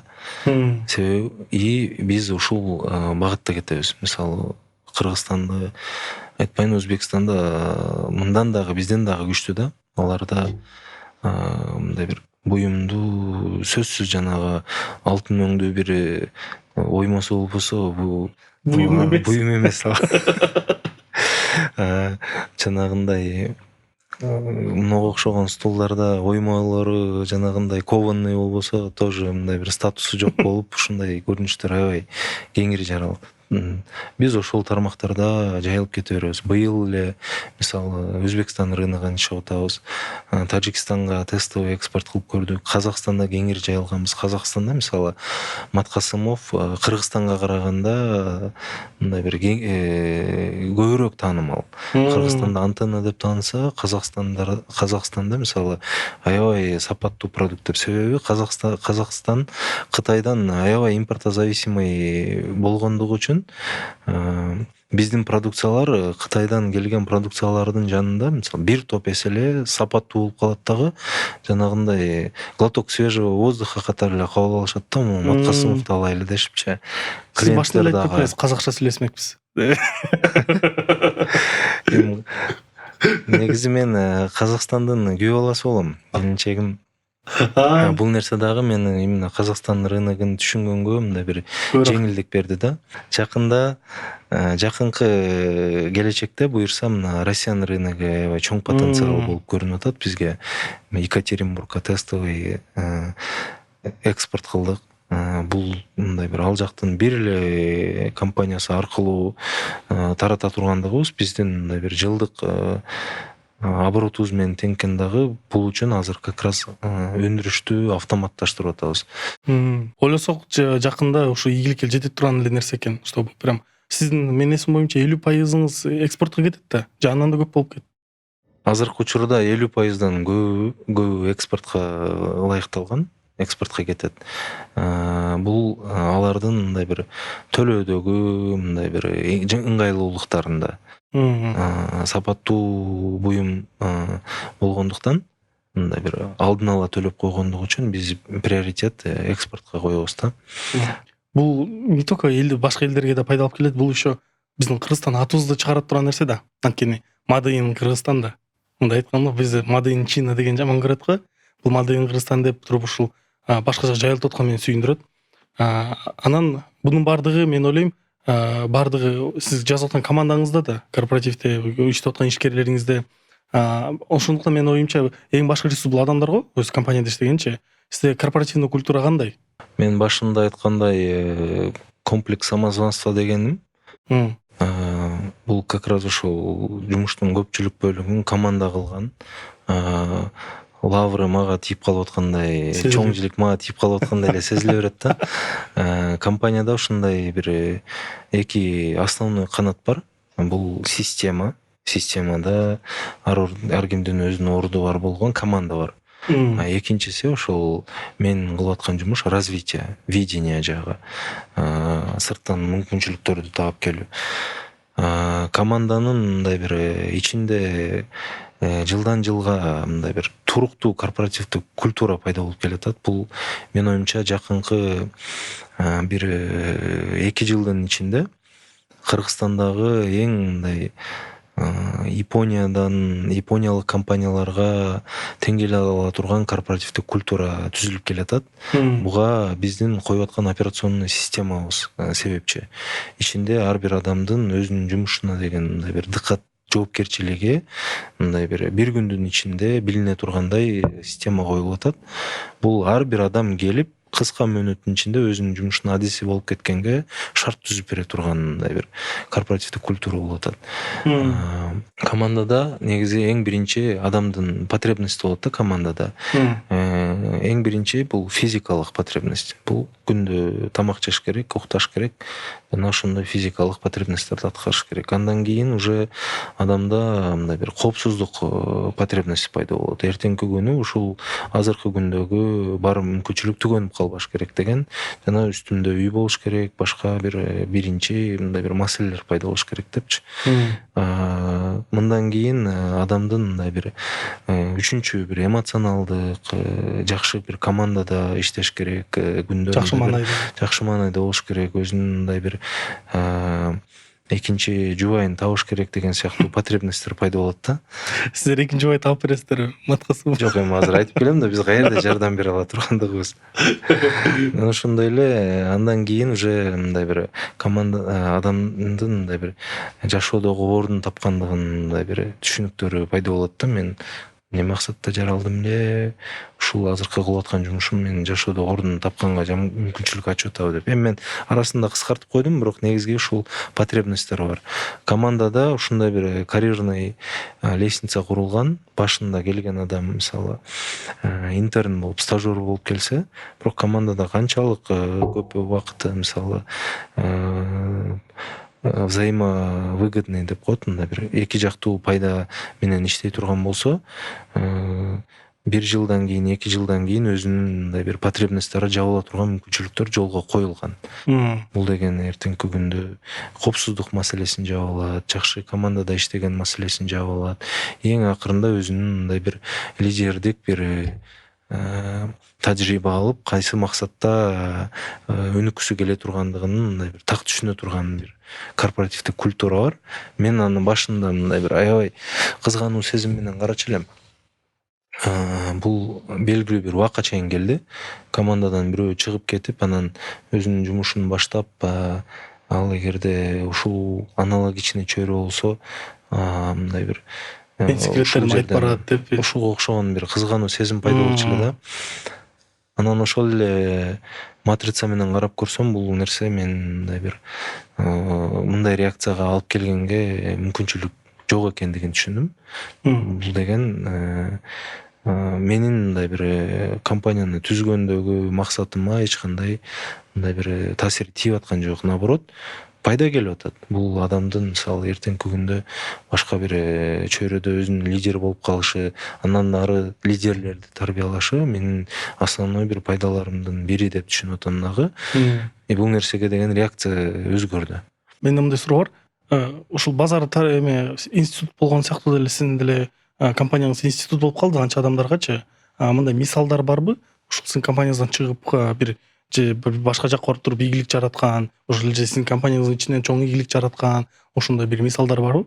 Мен негизи эле учурдан пайдаланып, бизде иштеп кеткен, биз менен чогуу команда болуп иштеп кеткен, жана эле биздин мындай бир өнүгүшүбүздүн кандайдыр бир себепчиси болуп калган тааныш команда мүчөлөрүнө мындай биринчиден мындай аябай чоң ыраазычылык билдирип кетким келет. Алардын мындай бир командага деген салымы чоң. Мен жактан мындай бир аябай сонун аларга деген мамилем бар. Кээ бирлери менен мисалы өкүл ата, өкүл бала болгонго чейин мындай бир жакшы мамиледебиз да. Өздөрү жеке ишкер болуп кеткен учурлар көп. Мен мисалы компанияларын ачык айтсам, ал азыркы учурда элге таанылуу эле компаниялар, бирок өзүнүн тармагында иш алып барып кетип атышат. Башка эле ошол мурунку Кыргыз Унаа курулуш же Кыргыз Автомаш жана башка ушундай бир чоң өндүрүштөрдө инженердик, Sky Industries деген мындай бир лифт курган чөйрөлөрдө негизги мындай бир главный технический директор болгонго чейин жеткен сотрудниктер бар. Анан бизге алар мисалы жөнөкөй эле студент болуп келген да. Мен тамашалай берем. Хотя технический вузду бүтүп келсе, дрель менен сверлильный станоктун айырмасын билбейт депчи. Эми бул ошол учурдагы бир билим деңгээлинин сапатынын көрүнүшү да. Бирок ошондой сотрудниктер бизде өндүрүүчү директорго чейин, технический директорго чейин, главный инженерге чейин жеткен учурлар азыр деле бар. Менин оюмча мындан дагы боло берет. Мен айткандай бир негизги баалуулуктардын бири бул. Башында бир аз кызгануу сезим менен инстинктивный мамиле болгон, бирок ал нерсени убакыт өтө жеңип, мен бул нерсеге туура мамиле кылып баштадым дагы. Бул нерсе мындай бир көңүлдү жылытат да азыр. Мен көп айтканды жакшы көрөм. Уже бийик нотада подкастымды жакшы бүтүргөнгө жакшы көрөм депчи, бирок бүгүн бийик нота эмес, бүгүн бийик анан жылуу нота болду. Анткени команда маселеси бул эң башкы маселенин бири го. Анткени эң башкы ресурс бул. Сиз башында айтпадыңызбы? Биз жаратпайт экенбиз эчтекени. Биз болгону бир нерсени жасайбыз, өзгөртөбүз же бир нерсени сплавить этебиз, эмне кылабыз, бирок жаратпайбыз. Анткени баардыгы уже жаралган да. Жараткан Аллахым баарын жаратып койгон. Ошондуктан учурун пайдаланып мен да командама ыраазычылык билдирип кетмекмин. Камеранын артында турган, бул камеранын артында турган балдарга баарына рахмат. Мен командама рахмат. Анткени команда эң башкы маселе. Анан сизге ыраазычылык билдирип кетмекмин. Бүгүн келип убактыңызды бөлүп кеткениңизге. Ошол отуруп биз көп маселелерди талкуулап, эми адамдар сизди башка жагынан таанып баштады деген ойдомун. Биздин эң башкы максаттарыбыздын бири бизнесмен катары эмес, ой жүгүртүүчү, балким психолог катары да таанып калат. Ошол сыяктуудай. Ошол ыйырлыктан бир аз алысмын. Негизи психолог эмес, жеке эле өзүмдү издеген киши катары. Психолог бирөөлөргө жардам берем деген киши да. Биздин подкастыбызга жардам берген жоксузбу? Айтор ушул жерден комментарийге жазып кетишиңиздер керек экен. Ушул подкаст силерге балким жардам берди, бир ой жүгүртүүтөн тандоодо турган учурда бир ойлор келип туруп, ошол ойлор аркылуу маселеңизди чечсеңиздер, ошонун баарын комментарийге жазып кетиңиздер. Сөзсүз түрдө бул чыгарылышка жактырууну басыңыздар. Бүгүн подкастыбыздын эң башкы ою бул эмне деп ойлойсуз? Бардыкка минимализмдик жашоо. Мен жеке ой жүгүртүү менен бөлүштүм деп түшүндүм. Эгерде бирөөгө бул нерсенин пайдасы тийсе, бул менин баалуулугума туура келет. Значит, менден пайда жаралды деген түшүнүк. Минимализмди айтып атпайсызбы? Биздин подкастыбыз мындай айтканда минимализм да. Кара фон, чисто разговор. Керек болсо жаңы логотипибиз дагы бүгүнкү чыккандыктан Locals компаниясына рахмат айтып кетмекмин бизге жазап бергендиктен. Алардын ссылкасы болот комментарийде закреплен, ошол жакта карап алардан заказ берсеңер болот. Минимализм, биздин жашообуз минимализмге өтөйүн деп туруп, эң башкы посыл менимче бул минимализмдик жашоо. Көп бирөөлөргө мактанбай, бирөөлөр менен жарашпай, эл эмне дейт деп жүрбөй, минимализм менен жашасак, өз жан дүйнөбүздү багындырып, анан өзүңөр эмнеге бул жашоодо, эмне үчүн жашап атканын тапсаңар, баары оңой чечилет. Чоң рахмат силерге дагы ушундай ой бөлүшкөнгө мүмкүнчүлүк бергениңерге. Сизге рахмат, келип бердиңизге, убактыңызды бөлгөнгө. Урматтуу көрүүчүлөр, силерге да рахмат көргөнүңүздөргө. Бул Накта подкаст болду. Кийинки чыгарылыштарда көрүшкөнчө.